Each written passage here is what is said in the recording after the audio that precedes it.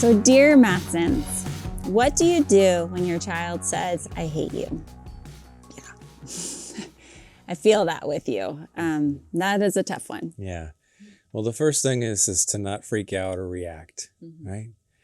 And to even just mirror back. What I heard you just say is that you hate me and I want to understand.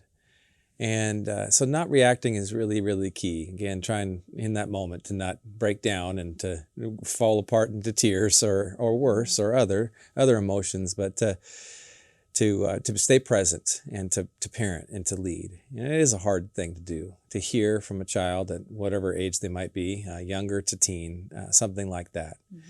The second thing to do is something that we would recommend. Dr. Gary Landreth came out with a whitewater analogy that is pretty powerful, actually, and will help you not react in these moments. The analogy is this, is that in whitewater, in rivers, and this is hitting an area of passion for me. I love to fly fish, and I'm getting ready to take my daughter on a whitewater fly fishing trip that I self-guide. But what you notice, and as I talk to my kids about whitewater, Dr. Landreth's principle is that there's things that are happening on the surface. The action on the river, the surface, tells a story, the story of what's beneath the surface in an actual river that's creating what's happening on the surface. So in parenting, when a child says, I hate you, that's surface activity here. Where is that coming from? Are they tired? Are they afraid? Are they angry? Are they lonely? Fill in the blank. Something beneath the surface structure, and in a river, boulders and rocks are beneath, and different ways that the water moves over those things creates that surface tension. So we appreciate Dr. Landreth's analogy there. Yeah, and so not reacting in the moment, not taking it personal, that is so hard when anyone says something hurtful, especially your child. But I have to confess that I say a lot of things I don't mean when I am tired, hungry, afraid, and I'm feeling maybe a lot of other things that are happening out here. And the people that are safest for me are the ones that hear that. Enters Jeff. Okay, so I, as an adult, recognize that sometimes I say things because there's stuff boiling up underneath. So do not take it personal and to step back. And oftentimes it's best even to just, as you mirror it back, to say, I heard you just say you hate me. Let's talk about it, but maybe even not right now. And give it a little time. Let your child calm down, let you calm down, and then maybe revisiting that with a conversation.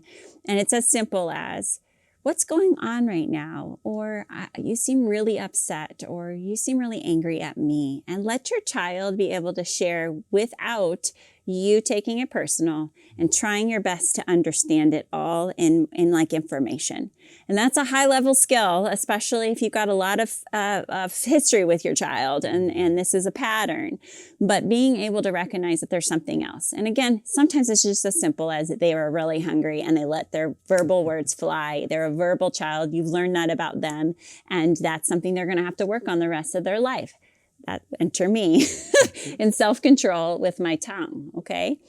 However, if this is a pattern and you're hearing your child say, I hate you often, and you're having to do this often, this is when you might want to get some professional help.